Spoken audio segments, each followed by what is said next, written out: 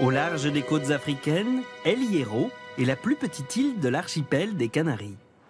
Avec ses falaises abruptes et ses paysages volcaniques, cette parcelle de terre d'à peine 280 km² fut longtemps considérée comme le bout du monde.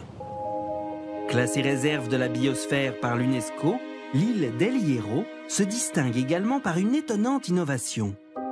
Pour subvenir aux besoins en électricité de ses 11 000 habitants, elle n'utilise désormais que l'eau et le vent grâce à la mise en place d'une centrale hydroéolienne unique au monde. Une prouesse technologique qui réunit de façon originale un parc éolien et une station hydraulique et qui permet à l'île une indépendance énergétique totale. El Hierro est ainsi devenu une référence mondiale dans le développement durable, un véritable laboratoire à ciel ouvert qui pourrait servir de modèle pour toutes les îles de la planète où vivent plus de 600 millions de personnes. Vous êtes donc sur le point de débarquer sur le premier territoire au monde totalement autonome grâce aux énergies renouvelables, un des projets les plus ambitieux jamais imaginés en la matière.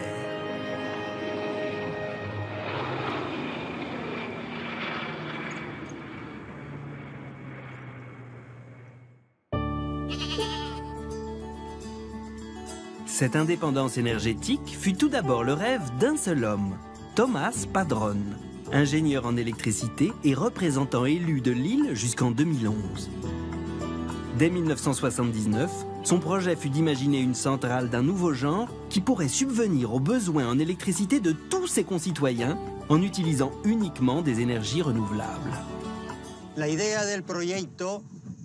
L'idée, c'était de travailler sur l'énergie intermittente du vent et de la combiner à un autre mécanisme qui puisse stabiliser l'énergie fournie aux consommateurs. Et donc, il était nécessaire de lui couper une énergie constante. Et là, c'était l'eau. L'important ici, en fait, c'était de combiner une énergie variable, comme le vent, à une énergie stable. Mais à l'époque, cette idée de n'utiliser que des ressources naturelles pour couvrir la totalité de la demande en électricité a eu du mal à se faire accepter. Quand on a fait nos premières études et que l'on a publié au grand public notre projet, on m'a traité de fou, d'utopiste, et les gens pensaient que c'était un projet irréalisable.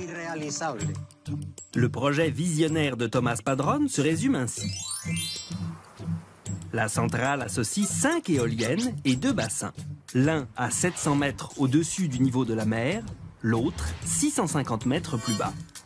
L'objectif du parc éolien, d'une puissance de 11,5 MW, est de couvrir la demande des usines de dessalement d'eau de mer et celle des habitants de l'île. Avec le surplus d'électricité produit, l'énergie éolienne sert en second lieu à propulser via une pompe l'eau du bassin inférieur vers le supérieur. Et quand le vent tombe, on relâche l'eau du bassin supérieur vers le bassin inférieur. Lors de sa chute, l'eau actionne des turbines de la station hydraulique qui prend alors le relais dans la production d'électricité. Le système fonctionne ainsi en circuit fermé, jour et nuit. Les deux énergies complémentaires permettent de compenser l'intermittence du vent pour que les habitants de l'île aient toujours du courant.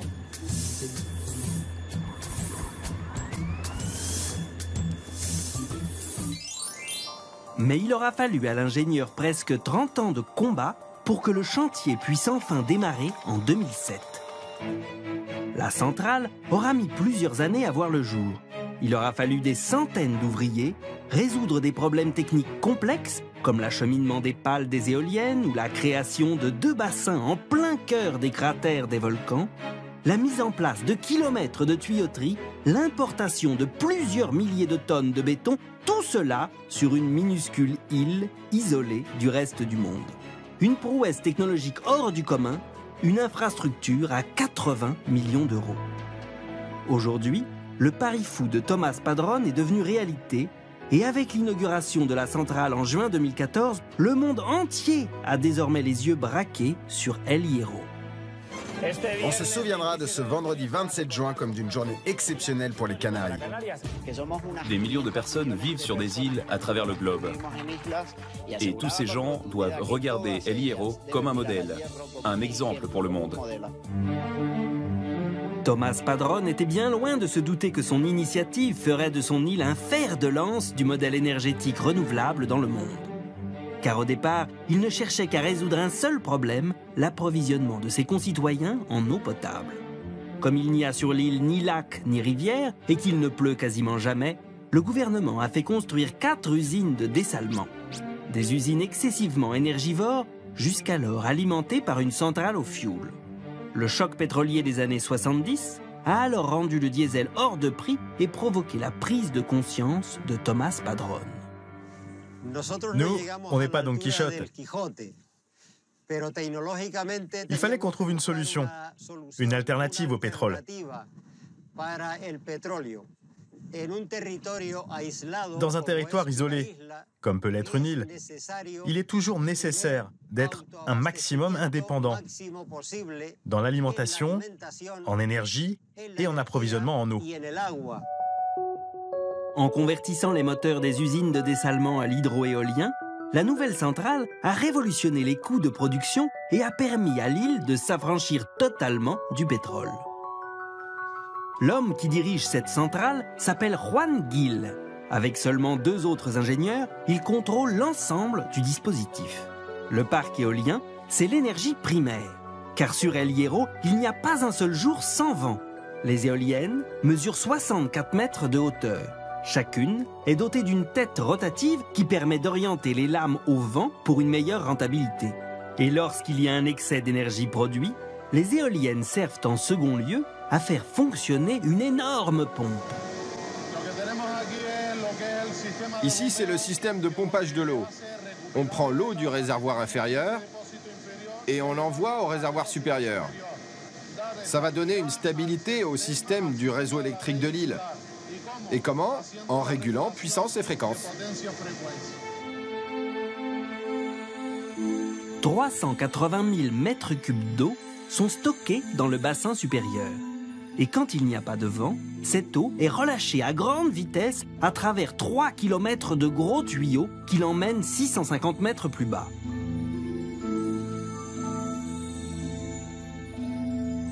En arrivant en bas, l'eau vient actionner 4 turbines qui convertissent cette puissance mécanique en courant électrique. Au total, la puissance fournie est de 11,3 MW, soit presque l'équivalent de l'énergie produite par les 5 éoliennes. Ce système, très performant, permet de passer de l'énergie éolienne à l'énergie hydraulique sans interruption. Après avoir actionné les turbines, l'eau est relâchée dans le bassin inférieur. Toute cette eau qui est passée dans la turbine est stockée ici. Puis elle passe par la station de pompage pour être envoyée dans le réservoir supérieur. C'est comme un circuit fermé d'énergie avec de l'eau. La centrale hydroéolienne, via les usines de dessalement, produit 60% de l'eau douce d'El Hierro, mais les 40% restants sont captés eux aussi de façon totalement respectueuse de l'environnement en maximisant les ressources naturelles. Car 40% de l'eau douce d'El Hierro est recueillie au sommet des montagnes et sous la terre. Alors, comment? Eh bien, d'une part, en utilisant l'arbre fontaine, un arbre découvert il y a 5 siècles par le peuple autochtone de l'île. Un arbre de la famille des lauriers ayant la propriété miraculeuse de capter l'eau présente dans le brouillard. On le retrouve en grande quantité sur les hauteurs de l'île, là où les sommets accrochent les nuages. Car s'il ne pleut pas sur El Hierro, il y a en revanche très souvent du brouillard sur les hauteurs. Alain Gioda, hydrologue français de l'IRD, fait partie de ceux qui ont étudié et modernisé sur l'île les systèmes ingénieux de récupération d'eau douce. Regardez bien, Alain Gioda est trempé et pourtant il ne pleut pas. Les gouttes ne tombent pas du ciel, mais des arbres. Alors Blainfontaine fonctionne avec 2 éléments, le vent et le brouillard. Alors le brouillard est très important parce que c'est un nuage qui touche la montagne. Et à l'intérieur de ce nuage, il y a des milliards de gouttelettes. L'arbre fontaine, c'est un capteur qu'on appellerait passif, c'est-à-dire qu'il n'y a pas de mécanique. Hein. C'est un arbre qui tombe jamais en panne, puisqu'il n'y a pas de mécanique. Et donc, c'est simplement les gouttelettes portées par le vent qui vont s'agglutiner ici. Et elles vont grandir par coalescence et tomber par gravité par terre. L'arbre tire son originalité de la forme de ses branches qui piègent l'eau du brouillard telles les mailles d'un filet. Les habitants de l'île, ayant compris ce phénomène, ont imaginé un astucieux système pour recueillir l'eau.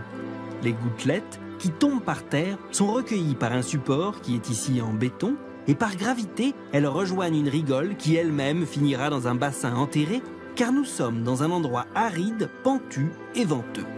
Mais l'eau du brouillard s'infiltre également dans la terre. Et c'est une autre solution utilisée pour récupérer l'eau douce. Les habitants de l'île ont découvert qu'une partie de cette eau se retrouve piégée dans les cheminées des volcans. Dans les entrailles de la Terre, à 100 mètres de profondeur, juste au-dessus du niveau de la mer, les géologues ont alors creusé des galeries souterraines pour rejoindre ces cheminées entonnoirs afin de récupérer l'eau.